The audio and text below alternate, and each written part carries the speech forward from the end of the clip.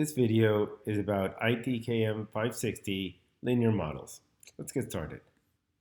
So, linear models, we're going to start by loading up our package that we're going to need. For manipulating data, we're going to load up tidyverse. If you most likely won't have this OLSRR package, so install it. I'm just going to load it right now, and the fun modeling package. We're going to be using the affairs dataset. So I've loaded my data, and first I'm going to get a little summary. We already have had other videos with this data, so we kind of know what this data is about. Can profile the numbers here, get an idea of the numbers, but we've already done that in previous classes.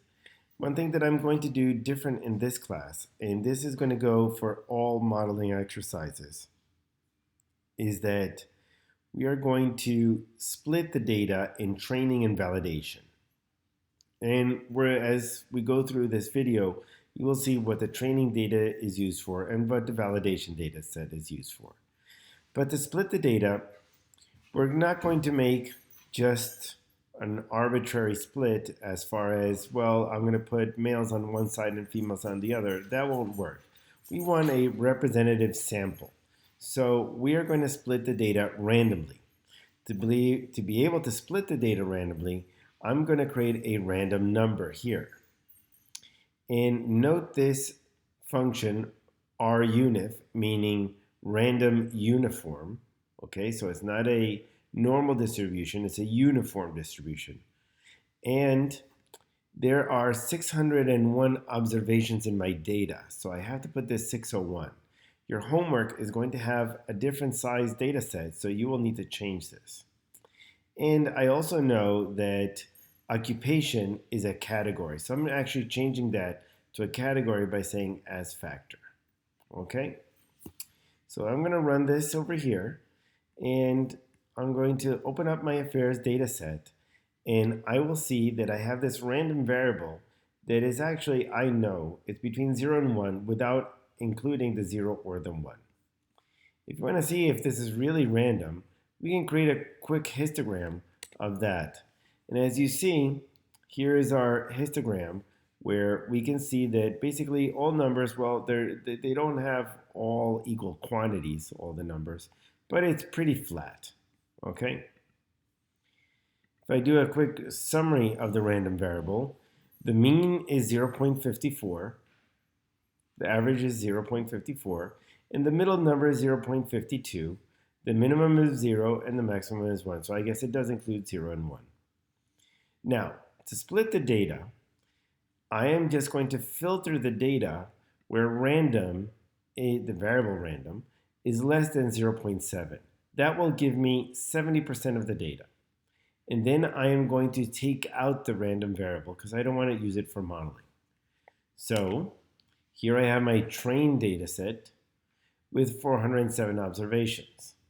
So 70% of 601 is 420. Well, we ended up with 407, which is not that bad. I mean, it's a random variable.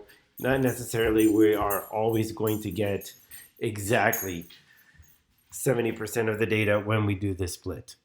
Okay, so continuing, I am going to create my validation data set. I'm going to run this. And as you see, I have the 194 observations remaining. The filter is if the previous filter for the training data set was everything it needs to be random has to be less than 0.7 to get 30% of the data set and not the same observations, I'm going to say where random is greater than or equal to 0.7. So, moving on. So, here I have the data set that I'm going to use, which is the training data set. So this is how we create a linear model. And by the way, this video, we are going to separate it into two separate videos, this class. Okay? So here I'm going to create my first object I'm going to call it fit1, and I'm creating a linear model where I am going to predict affairs. Okay? I'm using affairs is going to be my dependent variable. All of these other variables, except for random, so let's just take out the training data set here. See, random is no longer here. So I'm going to predict affairs using all these other variables. All these other variables are called the independent variables or predictors. So I'm saying affairs is equal to equal to, we're going to use the squiggly line. Note this detail, dot. Dot means use all the variables that you can. Let's run this and let's see our results. So I'm going to see summary fit. And here I have all my results. When I see all my results, let's take a look at this. And this is where we're going to spend some time doing this. We're going to create another model with only significant variables, and then we're going to go to our next video. So here I have all the variables that we used, okay? And as you see, occupation is now a category because it's saying occupation 2 through 7. If you're wondering what happened with occupation 1, well, we'll get to that in a second. So first of all, we have the intercept.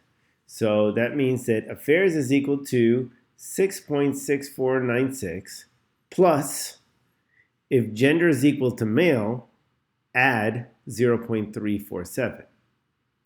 If it's equal to female, what do we add? 0. There's no coefficient for it. So in other words, when you have categories, one category is always going to be 0. And it's not even going to be listed out here. So gender male is 0.37.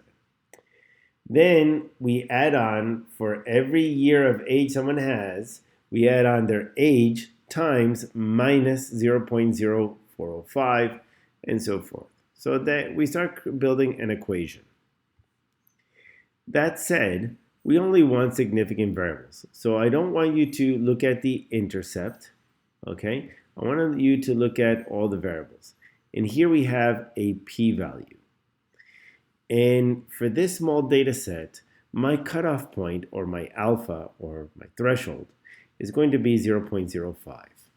So that means that years married is significant, religiousness is significant, and rating is significant. All these other variables are not significant. That said, we have a measure as to how good is this model. So we have two values of r squared. We have the multiple r squared at 0.145 and adjusted r squared at 0.117. Choose either one as your reference point. Let's just choose the first one. So the multiple r squared of 0.145, this means that 14.5% of the variance within the data is explained by this model. So I'm now going to build another model with only the significant variables. Again, years married, religiousness, and rating. And my hope is that my r squared, my multiple r squared, won't go down too much, but it is important only to use significant variables. All these other ones are creating noise, or rather overfitting the model. We don't want that. So back to our code.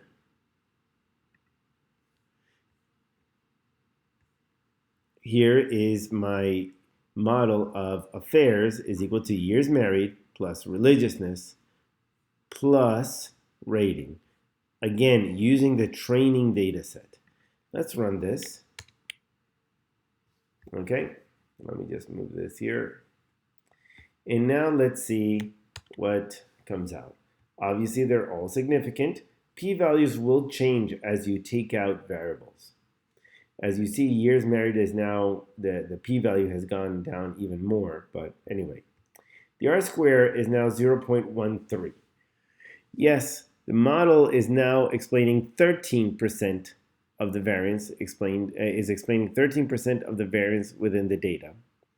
However, it is only using significant variables. So this is a preferable model. Even though it explains a little bit less variance within the data, it is only using significant variables. Anyway, we are going to stop here and we will continue for the next part with automated selection.